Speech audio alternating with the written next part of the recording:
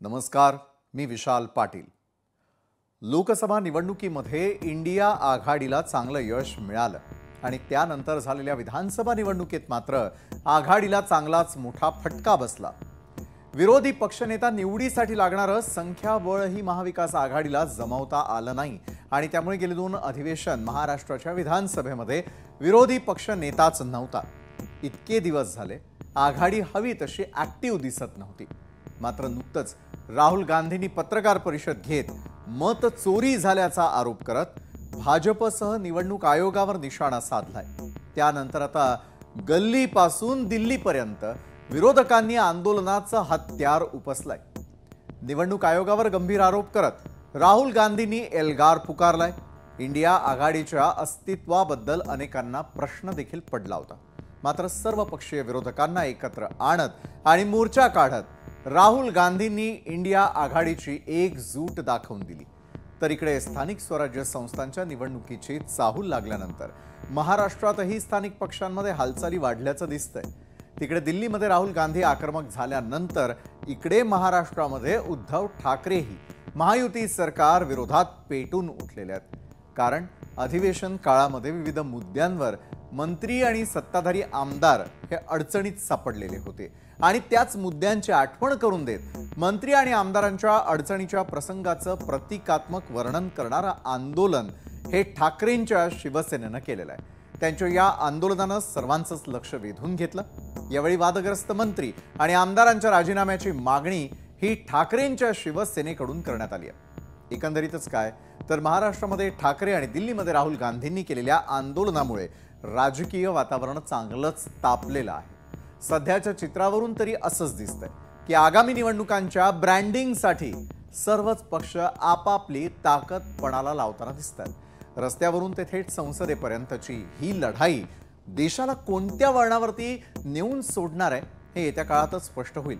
मात्र सध्याचं जे काही राजकीय वातावरण आहे, जे काही आरोप विरोधकांकडून निवडणूक आयोगावर होताना दिसतात, त्यावरही भाष्य करणं हे आता काळाची गरज बनलाय। त्यामुळे आज याच महत्त्वाच्या मुद्द्यावरती आपण चर्चा करणार आहोत न्यूज प्लॅनेटमध्ये।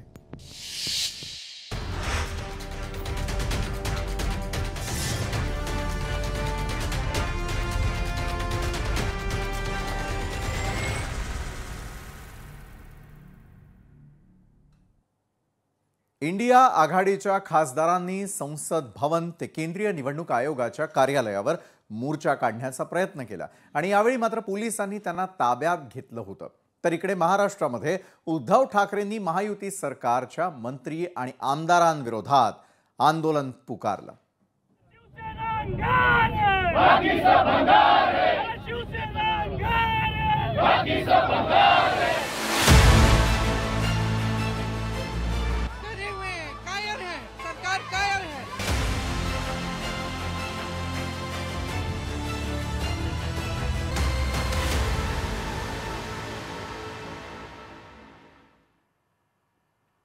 लोकसभा आणि विधानसभेच्या निवडणुका होऊन बराच वेळ लोटलाय। मात्र अजूनही निवडणुकांच्या निकालावरून राजकारण जोमात सुरू आहे। राहुल गांधींनी आपल्या संशोधनाच्या आधारावर मतचोरी झाल्याचा आरोप केला। त्याचं सादरीकरणच त्यांनी इंडिया आघाडीच्या बैठकीत आणि माध्यमांसमोर केलं। त्यानंतर आज संसद भवनाच्या प्रांगणामध्ये विरोधी पक्षातील खासदारांचा एल्गार पाहायला मिळाला। मतचोरीचा आरोप करत राहुल गांधींसह एकूण 300हून अधिक खासदारांनी मोर्चाचं आयोजन केलेलं होतं। राहुल गांधींच्या नेतृत्वामध्ये निघालेल्या मोर्चात जसं आपण दृश्यांमध्ये पाहतोय स्वतः प्रियंका गांधी, मल्लिकार्जुन खरगे, शरद पवार, सुप्रिया सुळे, संजय राऊत, अखिलेश यादव, जया बच्चन यांच्यासारख्या इतर आणखी देशभरातील दिग्गज नेत्यांनी सहभाग नोंदवला। हा मोर्चा निवडणूक आयोगाच्या कार्यालयावरती धडकणार होता।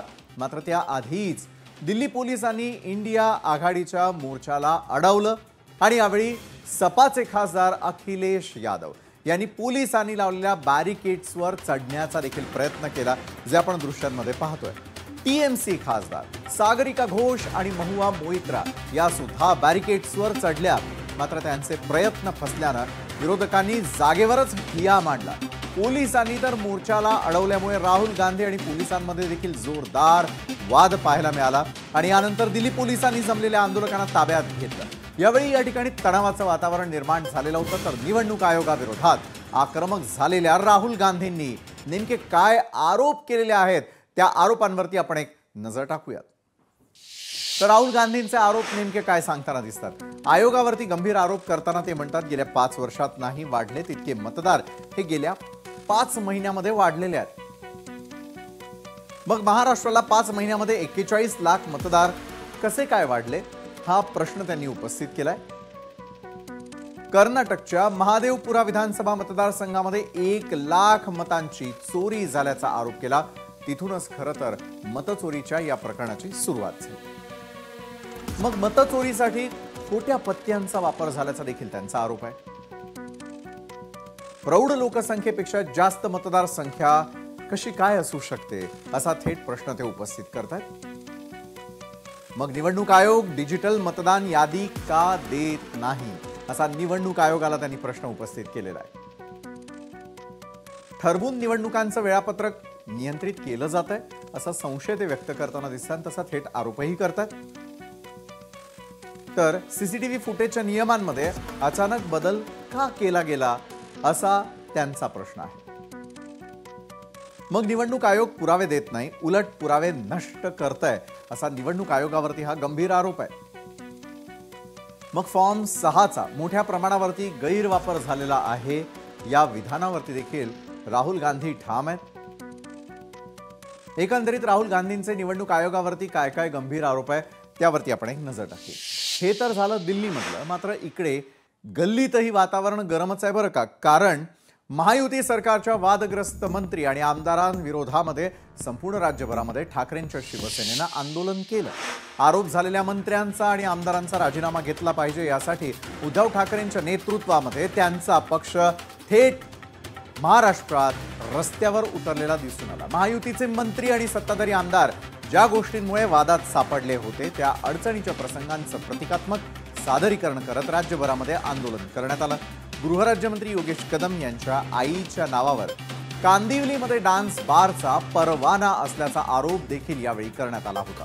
त्याचा निषेध करण्यासाठी प्रतिकात्मक बार बाला नाचवत तिच्यावरती खोट्या पैशांची उधळण करण्यात आली, जे आपण थेट दृश्यांमध्ये पाहतोय। हे आरोप झाले होते योगेश कदम यांच्याकडे। तर आता दुसरे मंत्री म्हणजे माणिकराव कोकाटे। माणिकराव कोकाटेंचा सभागृहात ऑनलाईन पत्ते खेळतानाचा एक व्हिडिओ समोर आला होता आणि त्यानंतर या गोष्टीचा निषेध म्हणून ठाकरेंच्या कार्यकर्त्यांनी ठिकठिकाणी रस्त्यांवर पत्त्यांचा डाव मांडत कोकाटेंविरोधात घोषणाबाजी केली आहे। तर अधिवेशन काळामध्ये सामाजिक न्याय मंत्री संजय शिरसाट यांचा एक नोटांच्या बॅगेसह असलेला कथित व्हिडिओ व्हायरल झाला होता। त्याच्या देखील निषेधार्थ आंदोलकांनी नोटांची उधळण करत शिरसाटांविरोधात घोषणा दिलेल्या होत्या। दरम्यान भरत गोगावलेंचाही एक व्हिडिओ समोर आला होता। त्या व्हिडिओवरून तर विरोधकांनी त्यांनी अघोरी पूजा केल्याचा आरोप केला होता आणि त्या प्रसंगाचंही प्रतिकात्मक चित्रण उभं करत ठाकरेंच्या कार्यकर्त्यांनी गोगावलेंनाही लक्ष्य करण्याचा प्रयत्न केला। तर संजय गायकवाड यांनी खराब अन्न दिल्याच्या आरोपाखाली एका कॅन्टीनवाल्याला मारहाण केलेली होती, त्याचाही ठाकरेंच्या शिवसेनेकडून निषेध नोंदवण्यात आलाय। एकंदरीतच काय तर महाराष्ट्रामध्ये उद्धव ठाकरेंनी सत्ताधाऱ्यांविरोधात शड्डू ठोकलेला असून तिकडे दिल्लीमध्ये राहुल गांधींनी इंडिया आघाडीमधील सर्व पक्षीय नेत्यांची एकजूट दाखवून देण्याचा प्रयत्न केलाय। पण या संपूर्ण दिवसभरातील सर्व घडामोडींच्या आधी काही प्रश्न उपस्थित होतात। वोट चोरीचा आरोप आहे तर त्यात आरोपी कोण आहे? या सर्व गोष्टी रस्त्यावरती उतरून का चर्चा व्हावी असं वाटतंय विरोधकांना, विरोधी पक्षाच्या आरोपांना आणि दाव्यांना। निवडणूक आयोग सध्या उत्तर का देत नाहीये? कायदेशीर मार्गाने लढा दिल्यास काय निकाल लागणार आहे? राजकीय पक्षांचा निवडणूक आयोगावरील विश्वास कमी होत चाललाय का? असं असेल तर त्याला नेमकी कोणती कारणं असावीत? या सर्व प्रश्नांची उत्तरं शोधण्यासाठी आज आपण आमंत्रित केलेलं आहे भाजपचे प्रवक्ते विश्वास पाठक, काँग्रेस प्रवक्ता हनुमंत पवार, शिंदेंच्या शिवसेनेचे प्रवक्ते अरुण सावंत, ठाकरेंच्या शिवसेनेचे प्रवक्ते आनंद दुबे आणि राजकीय विश्लेषक जयंत माइंडकर या सर्व मान्यवरांचं यावेळेला मी स्वागत करतो। आणि आजच्या चर्चेची जी थेट सुरुवात आहे ती खरं तर आपल्याला करावी लागणार आहे काँग्रेसपासून, कारण त्यांनी केलेलं आंदोलन त्यासाठी अतिशय महत्त्वाचं ठरताना दिसतंय। हनुमंतजी, मी आपल्याकडे येईल। काँग्रेसला असं का वाटतंय मतचोरी झालेली आहे आणि मत चोरी केली असेल तर मग चोर कोण आहे? हे काँग्रेसला मत चोरी केली असं वाटतं, इतका सोपा हा विषय नाही. बरं. काँग्रेस पक्षानं केंद्रीय निवडणूक आयोगानं जी कागदपत्र आम्हाला दिली तीच कागदपत्र राहुलजींनी प्रेस कॉन्फरन्स मधून लोकांसमोर ठेवलेली. केंद्रीय निवडणूक आयोगानं जी मतदार यादी दिली, त्यांनी जो डाटा दिला अधिकृतपणे, त्या डाटाच्या आधारे राहुलजी गांधी यांनी देशासमोर मतांची चोरी मांडलेली आहे. 5 प्रकारे मतांची चोरी होती, याच्यावर मागच्या 8 दिवसापासून महाराष्ट्रामध्ये भारतामध्ये घमासान होत आहे की आम्ही पुरावे मागितले होते तुम्हाला, तर ते पुरावे निवडणूक आयोगाच्याच कागदपत्रामध्ये आम्ही सिद्ध करून दाखवले. खोटे पत्ते दिले, खोटे नावं दिले, खोटे फोटो आहेत, बोगस मतदार आहेत. आणि त्या यादीमध्ये एका विधानसभेत 1 लाखापेक्षा जास्त लोक जर बोगस असतील आणि तुम्ही दिलेल्या कागदोपत्रामध्ये जर आम्ही ते जगासमोर मांडत असू, भारतासमोर मांडत असू, तर निवडणूक आयोग यापासून पळ का काढत आहे? आम्ही आणि निवडणूक आयोग, इंडिया आघाडीतले घटक पक्ष आणि निवडणूक आयोग यांच्यामधली ही लढाई नाही. केंद्र सरकारमध्ये वोट चोरी करून, मतदान चोरी करून बसलेलं केंद्र सरकार आणि आम्ही, अशी ही लढाई नाहीये. ही लढाई या देशामधल्या संविधानानं भारतीय माणसाला जो मतदानाचा अधिकार दिलाय, जो सर्वोच्च आहे, ते मतदानाचा अधिकाराचा खून करण्याचं काम केंद्रीय निवडणूक आयोग केंद्र सरकारच्या मदतीनं हे करत आहे. याचा जाब विचारण्यासाठी आम्ही जात होतो. निवडणूक आयोगाच्या कार्यालयावर का दगड घालण्यासाठी, गोटे घालण्यासाठी, गुंड, दरोडेखोर, त्या संजय गायकवाडांसारखे आमदार घेऊन आम्ही जात नव्हतो. गोपीचंद पडळकरांच्या कार्यकर्त्यासारखे मारामारी करणारे आमदार कार्यकर्ते घेऊन आम्ही जात नव्हतो. मल्लिकार्जुन खरगे साहेबांसारखे, शरदचंद्रजी पवारांसारखे, राहुलजी गांधींसारखे, अखिलेश यादवांसारखे असंख्य लोक, 300 खासदार. विशालजी लक्षात घ्या, देशाच्या इतिहासात हा दिवस काळा दिवस म्हणून नोंदवला जाईल. 300 खासदारांना केंद्रीय गृहमंत्र्याच्या अखत्यारीत्या असलेल्या पोलिसांकरवी धक्काबुक्की करण्यात आली.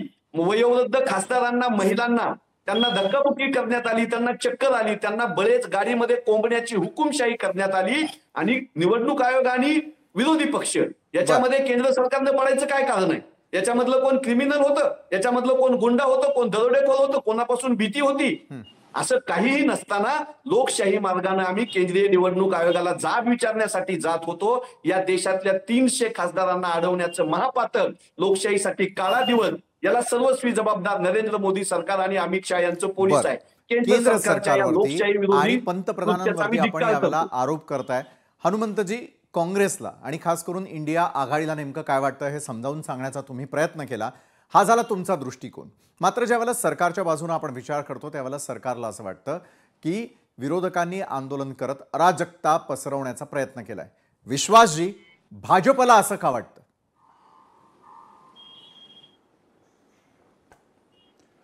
बघा विशालजी, 2024ला जेव्हा लोकसभेचे निकाल लागले मागच्या मे महिन्यामध्ये, तेव्हा काँग्रेस पक्षामध्ये त्या दिल्लीच्या काँग्रेसच्या सगळ्या कार्यालयांमध्ये प्रचंड जल्लोष निर्माण झाला होता.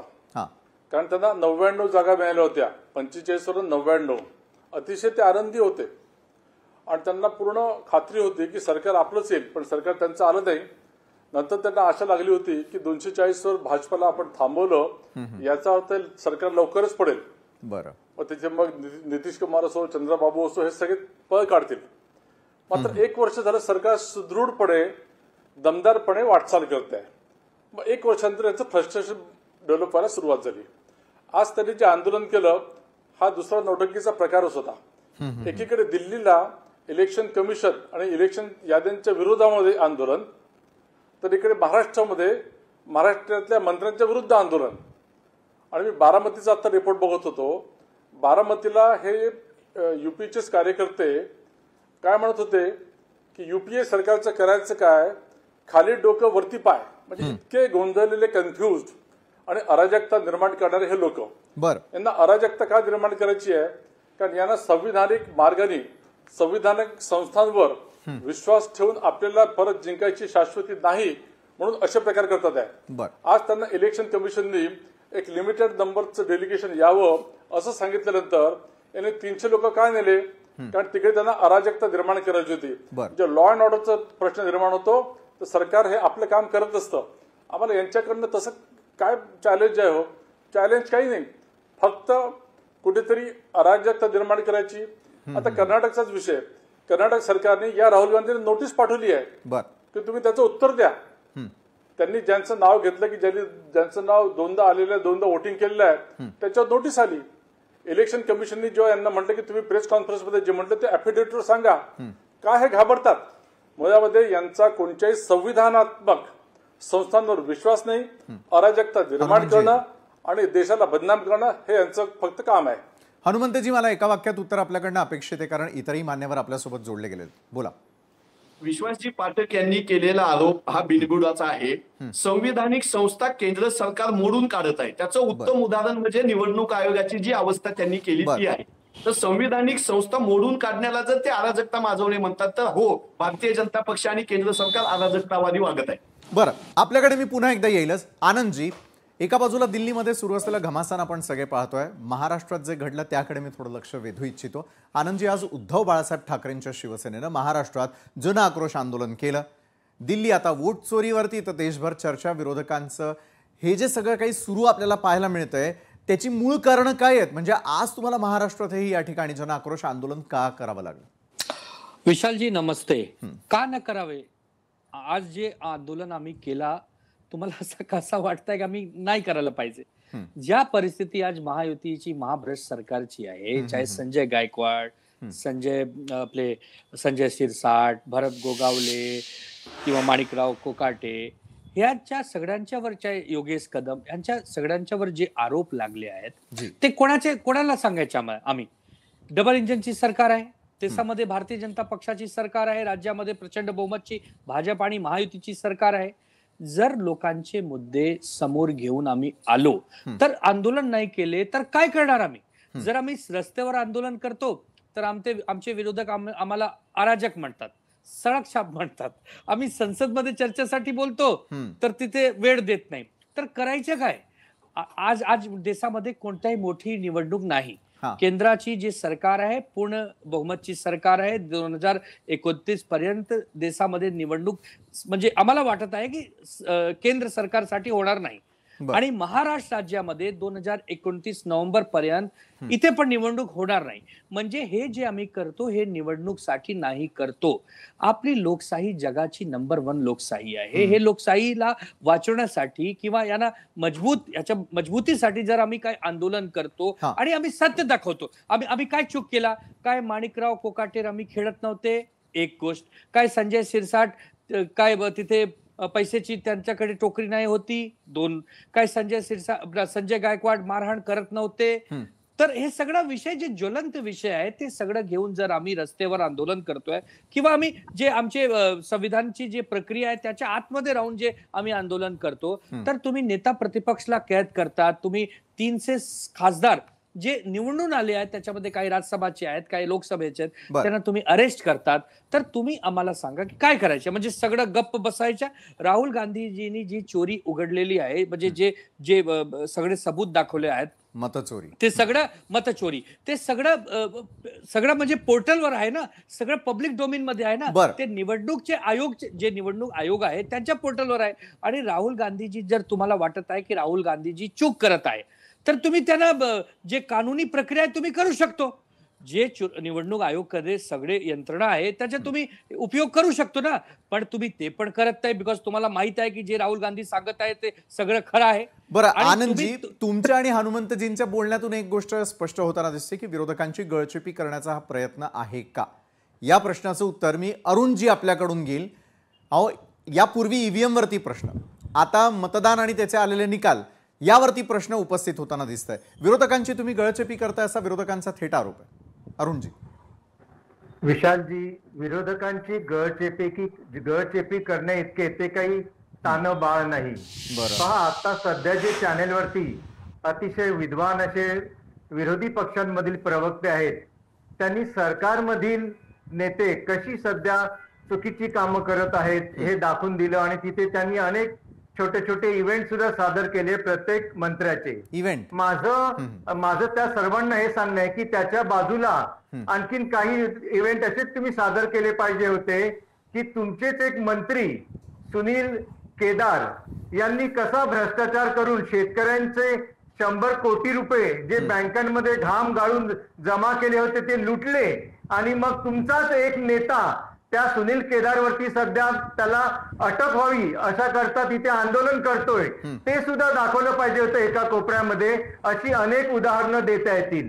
दुसरी गोष्ट झालं काय, सध्या मतांची चोरी या विषयावरून आदरणीय राहुल गांधीजींनी आता अनेक महिन्यानंतर जाग आल्यानंतर त्यांनी काही पुरावे गोळा केले आणि ते पुरावे त्यांनी भारत देशातील जनतेसमोर सादर केलेले आहेत, इलेक्शन कमिशन समोर सादर केलेले आहेत. परंतु इलेक्शन कमिशन सध्या त्यांच्याकडे जे काही ऍफिडेव्हिट मागत आहे ते द्यायला तयार नाहीत.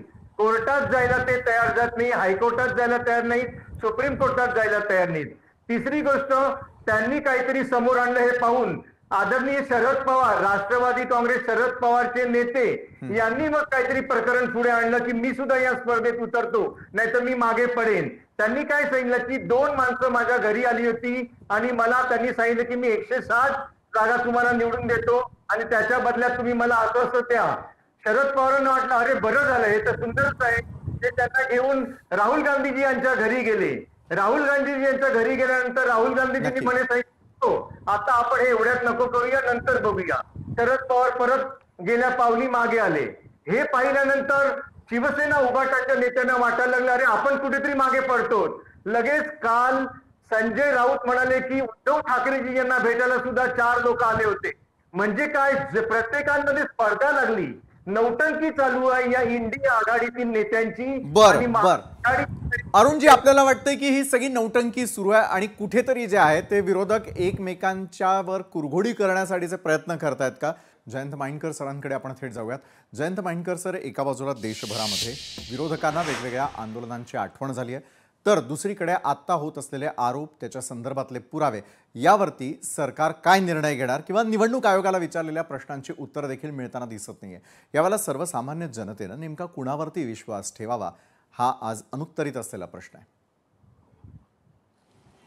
मला फार आनंद वाटला जेव्हा ज्या पक्षांनी राम मंदिराचं आंदोलन करत देशभर 1987 पासून 2014 पर्यंत आपलं सरकार येईपर्यंत देशभर अराजक पसरवलं, त्या पक्षाचे प्रवक्ते आता तसं राजकीय तसं अराजकता पसरवू नये याबद्दल गप्पा मारत आहेत.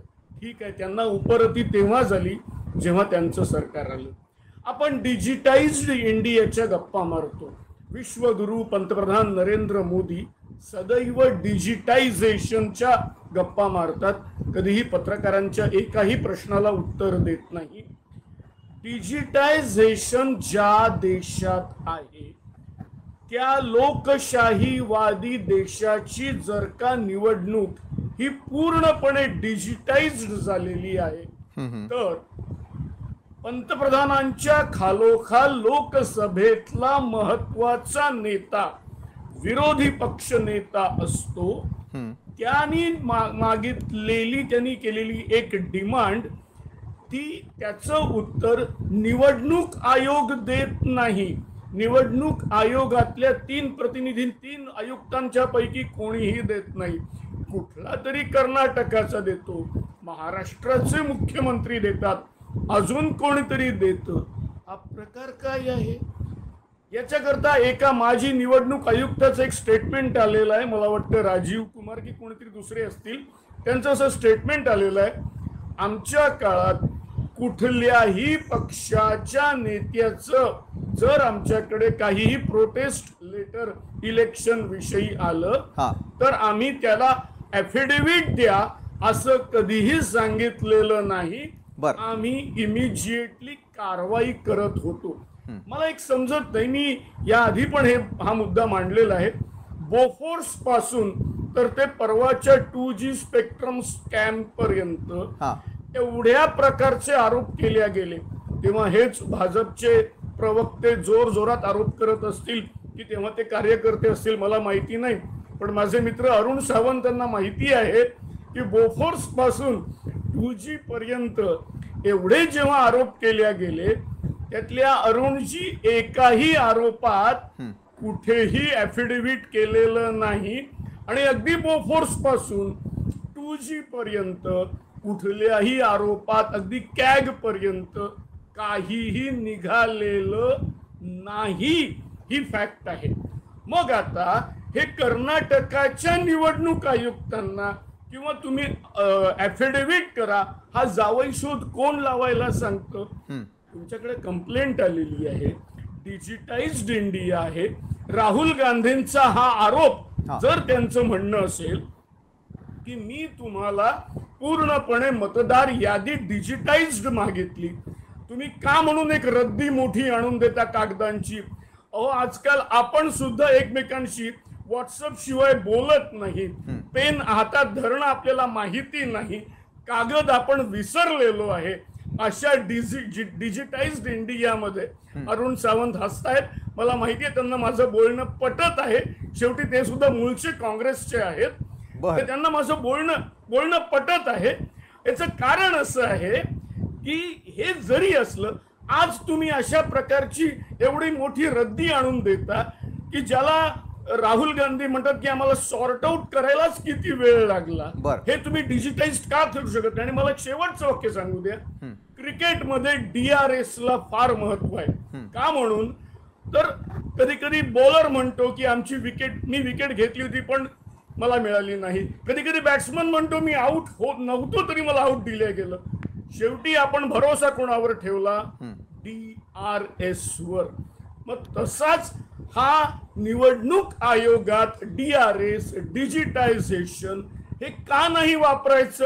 राहुल गांधींचं म्हणणं चुकीचं असेल तर ठीक आहे, ते चूक आहे.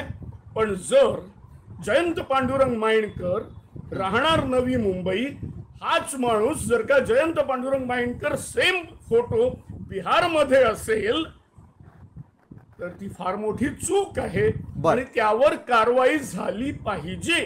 आणि नेमकी ही कारवाई तुम्ही करू शकता डिजिटाइज्ड इंडियामध्ये, रद्दीचे कागद देऊन करू शकत नाही. हायली डिजिटाइज्ड इंडिया म्हणून नरेंद्र मोदी ज्याचा एवढा मोठ्या प्रमाणात प्रचार करत आहे, मला असं वाटतं अरुण सावंत आपणही मान्य कराल की एवढ्या डिजिटाइज्ड इंडियात ही कारवाई सहजगत्या होऊ शकते आणि ती करावी.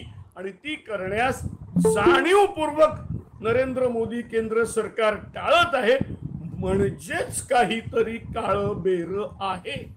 बरं, आपण जो संशय व्यक्त केलेला आहे जयंत माइंडकर सर, निश्चितच यावरती मी विचारणारच आहे, कारण आपल्या पॅनलमध्ये सर्व पक्षीय नेते सुद्धा. धन्यवाद, तुम्ही आमच्यासोबत जोडला गेलात, या संदर्भातलं सविस्तर असं विश्लेषण केलं आणि काही प्रश्न देखील उपस्थित केले. हनुमंत पवार, आपल्याकडे येण्याआधी मला आता विश्वास पाठक जी आपल्यापासून सुरुवात करायची. एका बाजूला आपण म्हणताय की निवडणूक आयोगाला ॲफिडेव्हिट जे आहे ते दिलं जावं, तर दुसरीकडे मात्र डिजिटल इंडियामध्ये देखील निवडणूक आयोगाचा सगळा डेटा हा डिजिटल पद्धतीनं न दिला जावा आणि मग कारवाई का होत नाहीये, हे देखील महत्त्वाचे प्रश्न आहे. विश्वासजी, बघा, तुम्ही जे कोणी करमणूक करणारे स्वतंत्र बाणांचे पत्रकार आणले त्यांचं सगळंच बोलणं मला हास्यास्पद वाटलं. आता त्याचं उत्तर देतो.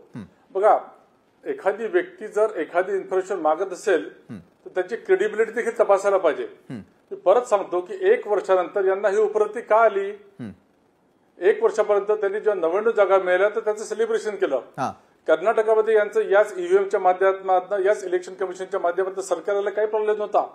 हिमाचल प्रदेश असो, झारखंड असो. आणि नंतर ज्या प्रकारे राफेलमध्ये सुप्रीम कोर्टाने चपराक मारली किंवा गालवानमध्ये एवढी जमीन आपण बळकावली, याचं प्रूफ काय? जेव्हा सुप्रीम कोर्टाने विचारलं किंवा आपली जे न्यूज इंडिया कोणची ती कंपनी आहे त्याच्यामध्ये ज्या प्रकारे यांनी सहभाग घेतलेला आहे, या सगळ्या गोष्टींचं यांची क्रेडिबिलिटी लक्षात घेता आपलं इलेक्शन कमिशनने जर ॲफिडेव्हिटवर इन्फॉर्मेशन मागितली असेल किंवा ॲफिडेव्हिट मागितलं असेल आणि यांच्यात जर हिंमत असेल तर त्यांनी द्यायला हवी. मात्र ते तसं करणार नाही. यांचं असं आहे का नाही करणार असं मी याच्यावरती येतोच. मात्र तत्पूर्वी हनुमंत पवार, आपल्यावरती देखील गंभीर आरोप आहेत की काँग्रेसच्या काळामध्ये काय झालं आणि आता भाजपच्या सरकारच्या काळामध्ये काय होताना दिसतंय. हनुमंतजी, एका बाजूला ॲफिडेव्हिट का नाही? जर एका बाजूला तुम्हाला 30 जणांच्या टीमला येऊन निवडणूक आयोगासमोर हजर राहावं लागणार होतं, त्यावेळेला ते का नाकारण्यात आलं? थेट प्रश्न आणि उत्तर. विशालजी, विश्वास पाठक सरांना माझा एक सविनय प्रश्न आहे की मतदार यादी करणं हे कोणाचं काम आहे? विश्वासजी,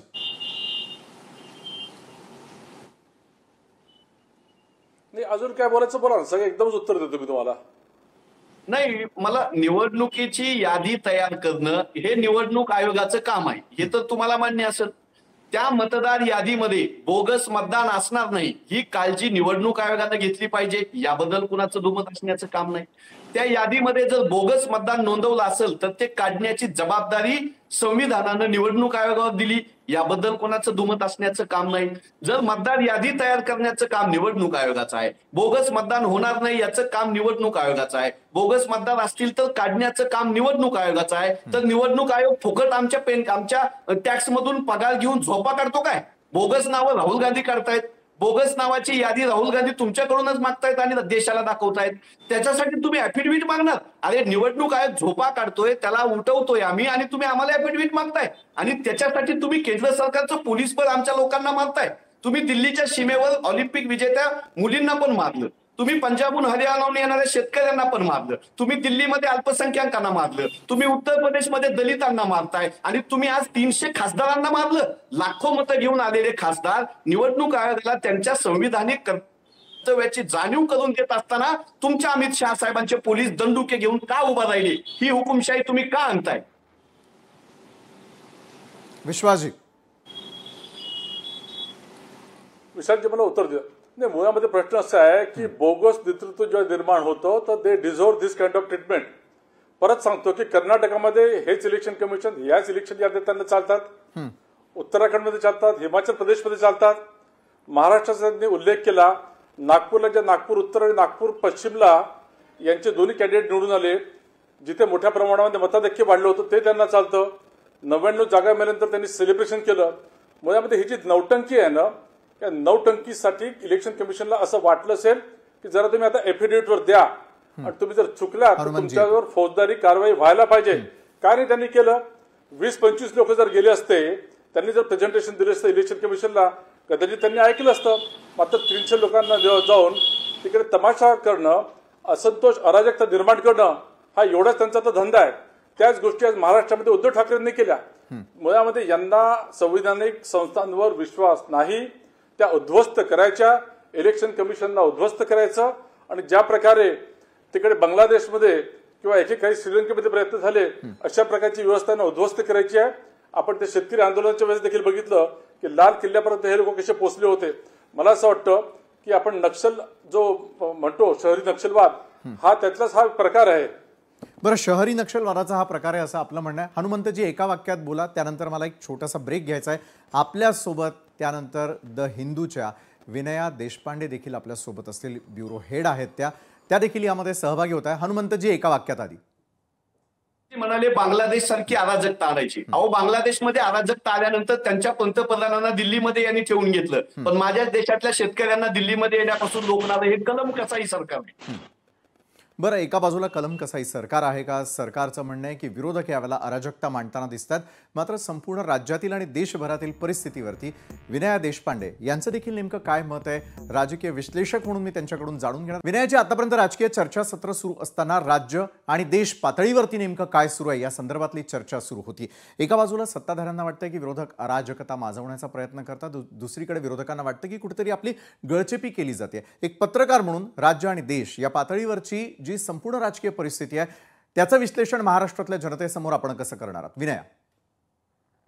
विशाल, मला वाटतं की हा मुद्दा एकतर नवीन नाहीये. आपण बघतो की इलेक्शन झाल्यापासून बऱ्याच ठिकाणी ह्याच्याबद्दल, मार्करवाडीबद्दल पण चर्चा झाली होती. काही जणांनी सांगितलं की आम्ही इलेक्शन पिटिशन्स पण फाईल करतोय हायकोर्टात. एक मी याबद्दल विशेष नमूद करू इच्छिते आणि ते म्हणजे इलेक्शन कमिशनला जेव्हा कोर्टाने विचारलं की तुम्ही पूर्णपणे डेटा डिस्क्लोज केला पाहिजे, कुठपर्यंत तर बूथ वाईज वोटिंग जे झालंय तिथपर्यंत, त्यावेळेला इलेक्शन कमिशननी असं सांगितलं होतं कोर्टाला की फॉर्म 17C जो आहे तो पूर्णपणे डिस्क्लोज करण्याचं काही लिगल मॅन्डेट त्यांच्याकडे नाहीये. म्हणजे एकीकडे आपण बघतोय की याबद्दल सतत प्रश्न विचारले जात आहेत, सतत इलेक्शन कमिशनला सांगितलं जातंय की तुम्ही याबद्दल पूर्ण ट्रान्सपरन्सी बाळगा आणि सगळी उत्तरं त्यांनी कोर्टात देऊनही जेव्हा अशा बद्दल प्रश्न विचारले जातात की बूथ वाईज डेटा आम्हाला मिळत नाहीये, form 17C election commission open करत नाहीये, तर ह्याबद्दलची जी ट्रान्सपरन्सी आहे त्याची उत्तरं इलेक्शन कमिशनने दिली पाहिजेत. आता इलेक्शन कमिशनवर त्यामुळे बरेच प्रश्न उभारले गेलेले आहेत.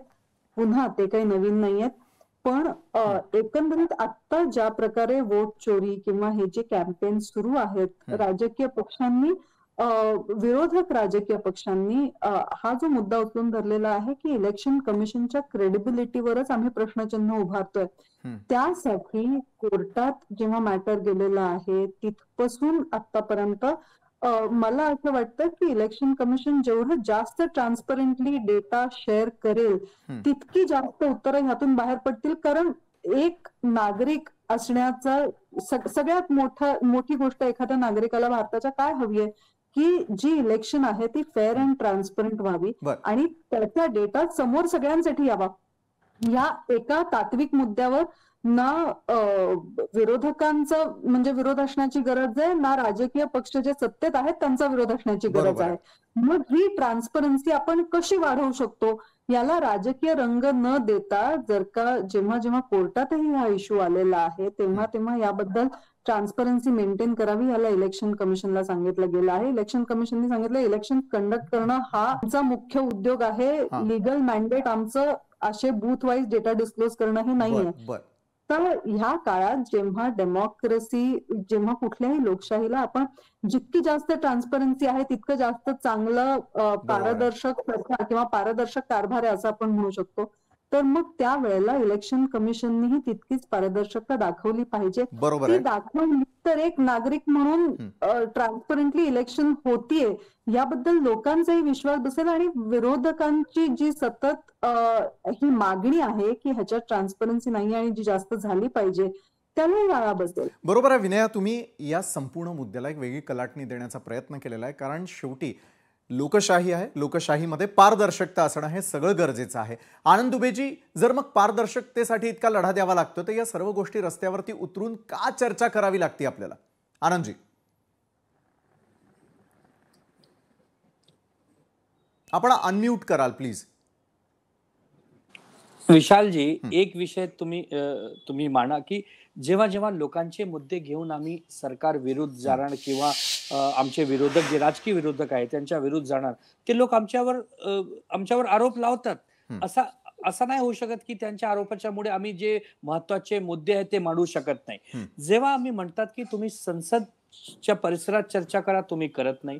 जेव्हा आम्ही रस्त्यावर उतरून काही आंदोलन करतात तेव्हा तुम्ही आम्हाला अराजक म्हणतात किंवा सडक छाप म्हणतात. तर आम्ही काय करायचं? तुम्ही आम्हाला एक विषय सांगा की जे आज ज्वलंत विषय आहे, जे लोकशाहीचा मेन विषय आहे म्हणजे निवडणूक आयोग.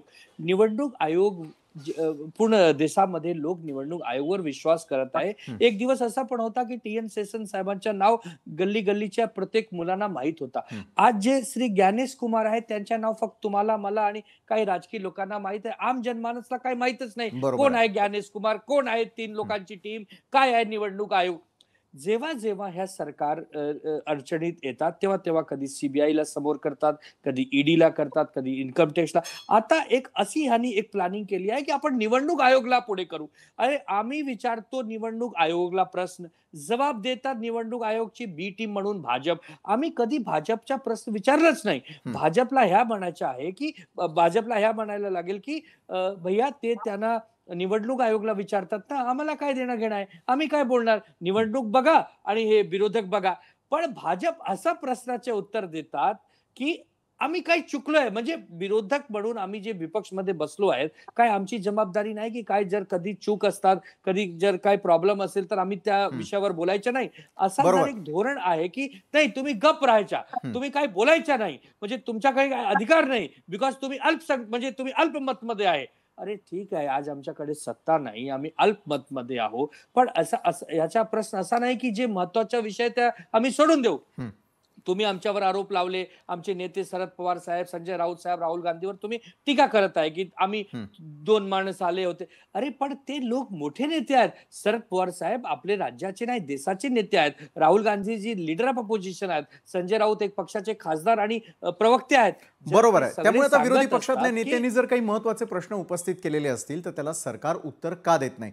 विश्वास पाठक आणि अरुणजी, मी आपल्याकडून या संदर्भातलं उत्तर घेणार आहे, कारण विरोधी पक्षाच्या आरोपांना आणि दाव्यांना निवडणूक निवडणूक आयोग उत्तर का देत नाही, त्यामुळे त्याच्या पारदर्शकतेवरती उभा राहणारा प्रश्न, त्याचं उत्तर जनतेला हवंच आहे. अरुणजी, विरोधी पक्षाच्या आरोपांना आणि दाव्यांना निवडणूक आयोग उत्तर का देत नाहीये, त्याऐवजी सरकारला ही उत्तरं का द्यावी लागतात?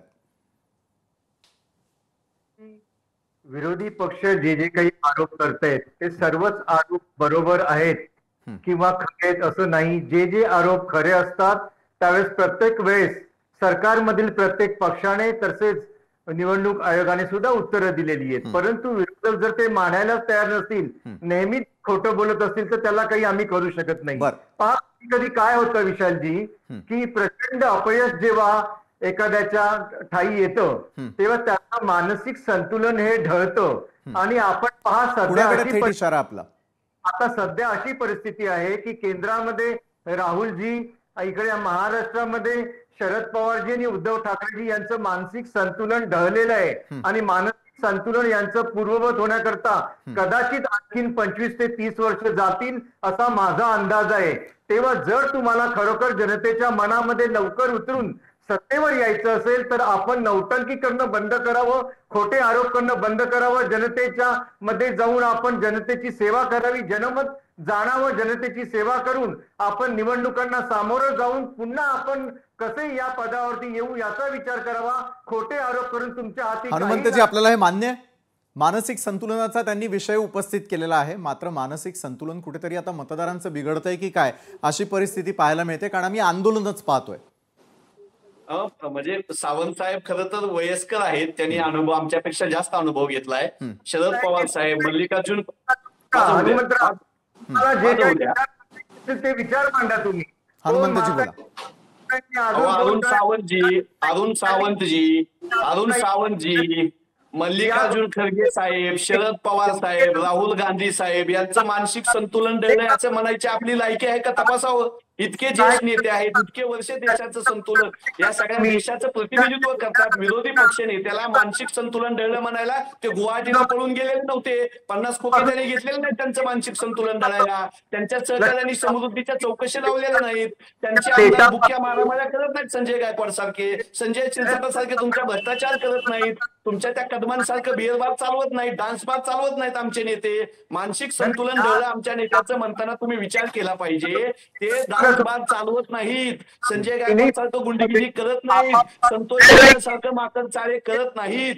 त्यामुळे बोलताना तुमच्यासारख्या माणसांनी चांगलं बोललं पाहिजे. प्रवक्ता आहात, बोलाया मुद्दे नाही म्हणून उचलली जीभ लावली टाळाला, असं करत जाऊ नका. तुमच्याकडून अशी अपेक्षा नाही. संसदीय भाषेत चर्चा झाली पाहिजे. बरोबर आहे. आणि आपल्या वेळेची देखील तितकीच मर्यादा आहे. विश्वास पाठक जी आपल्यापासून सुरुवात करेल, मला प्रत्येकाकडे जायचं आहे. अगदी थोडक्यामध्ये मला उत्तर अपेक्षित आहे की कुठेतरी राजकीय पक्षांचा निवडणूक आयोगावरील विश्वास हा कमी होत चाललाय का, आणि असेल तर त्याची नेमकी कारणं काय? अगदी थोडक्यामध्ये मला प्रत्येकाकडे जायचं. नाही, अजिबात नाही. फक्त हे जे विरोधक आहे यांनी हा निर्माण केलेलं एक बागलबो आहे. बघा, माननीय शरद पवार हे कशासाठी फेमस आहेत की ज्या कोणत्या व्यक्तीला ते भेटतात त्यांना 10-15 वर्षानंतर देखील नावासकट ओळखतात. आता यांना हे खोटं बोलायची आवश्यकता काय की मी देखील 2 लोकांना घेऊन राहुल गांधींपर्यंत गेलो होतो, परत त्यांचा चेहरा आठवत नाही, नाव आठवत नाही. मी राहुल गांधींचं समजू शकतो, सकाळी कोण भेटतं, संध्याकाळी काय भेटत नाही, ते विसरून जातात. पण शरद पवारांना याची आवश्यकता काय? हे कन्सर्टेड यांचे एफर्ट दिसतात आहे आणि इलेक्शन कमिशनला बदनाम करायचं आणि कुठेतरी आपल्याला जो काही पराभव आहे तो अजूनही आपण पचवू शकलो नाही याचं त्यांनी एक आनंदजी, पराभव पचवता आलेला नाहीये म्हणून आंदोलन करण्याची वेळ येते का? निवडणूक आयोगाच्या बाबतीत आपल्या पक्षाला काय वाटतं? अगदी थोडक्यामध्ये. नाही विशालजी, असं नाही. आज कोणीही निवडणूक नाही, ना देशाची निवडणूक आहे ना राज्याची निवडणूक आहे.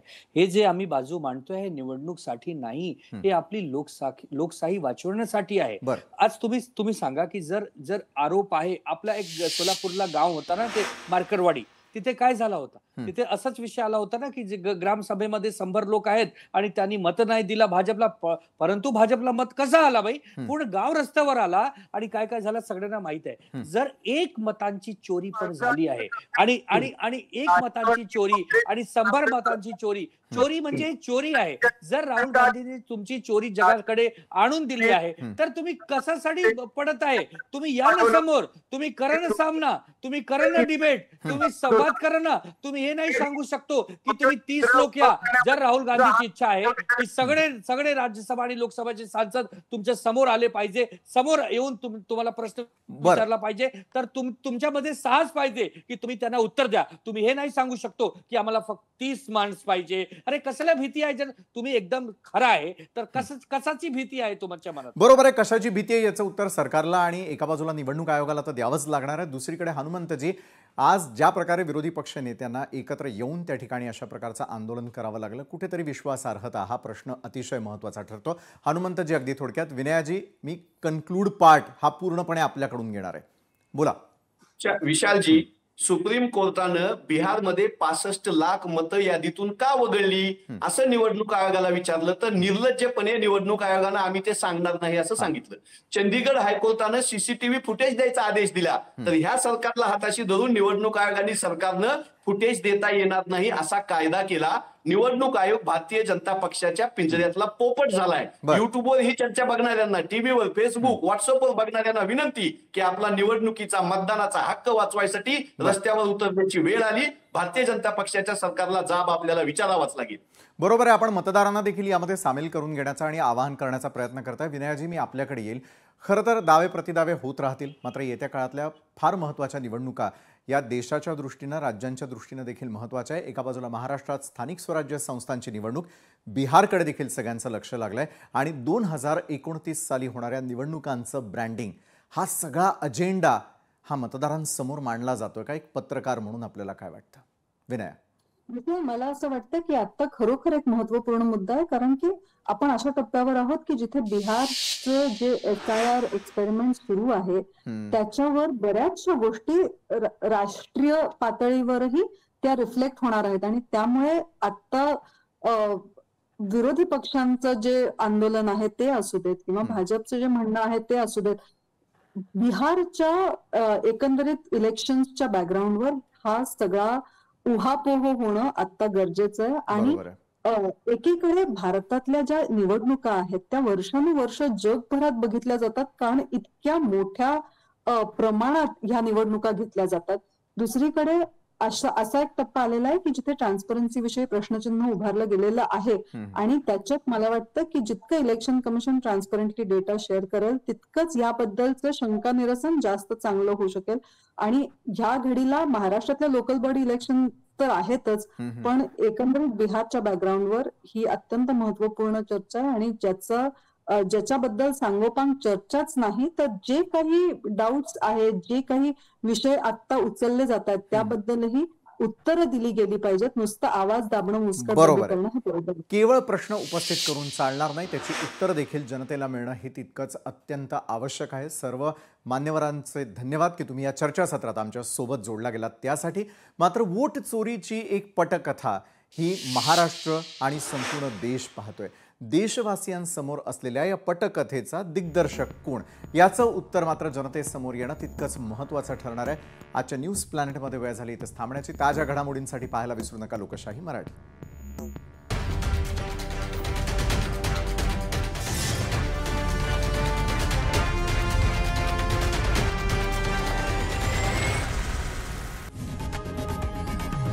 लोकशाही मराठी ऐका, पहा, जागरूक रहा.